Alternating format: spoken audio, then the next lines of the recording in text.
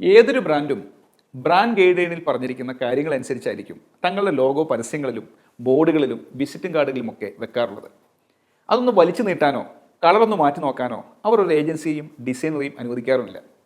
എന്നാൽ ഈ അടുത്ത കാലത്ത് കൊക്കക്കോളയുടെ സുപ്രസിദ്ധമായ സ്പെൻസർ സ്ക്രിപ്റ്റ് ലോഗോ പല ഔട്ട്ഡോർ ബോർഡുകളിലും പ്രത്യക്ഷപ്പെട്ടത് ആകെ ചുരുട്ടിക്കൂട്ടിയെടുത്തതുപോലെയായിരുന്നു. എന്താണ് ഇതിന് പിന്നിൽ രഹസ്യം? വിൽപ്പനയിൽ എന്ന പോലെ മാർക്കറ്റിങ്ങിലും ഒന്നാം നമ്പറായി കൊക്കക്കോള ഇതുപോലെ രസകരമായ പല നമ്പറുകളും ഇറക്കാറുണ്ട്. യഥാർത്ഥത്തിൽ ചുരുട്ടിക്കൂട്ടിയ കാര്യങ്ങളിൽ നിന്ന് തന്നെ എക്സ്ട്രാക്ട് ചെയ്ത ഈ ചുളുങ്ങിയ ലോഗോ വെച്ച് കൊക്കക്കോള ലോകത്തിനോട് വിളിച്ചു പറഞ്ഞത് ഒരു വലിയ കാര്യമാണ്. പ്ലാസ്റ്റിക് കുപ്പികളും അലൂമിനിയം കാനുകളുമൊക്കെ റീസൈക്കിൾ ചെയ്യേണ്ടത് നമ്മൾ വസിക്കുന്ന ഭൂമിയുടെ നിലനിൽപ്പിന് അനിവാര്യമാണ്.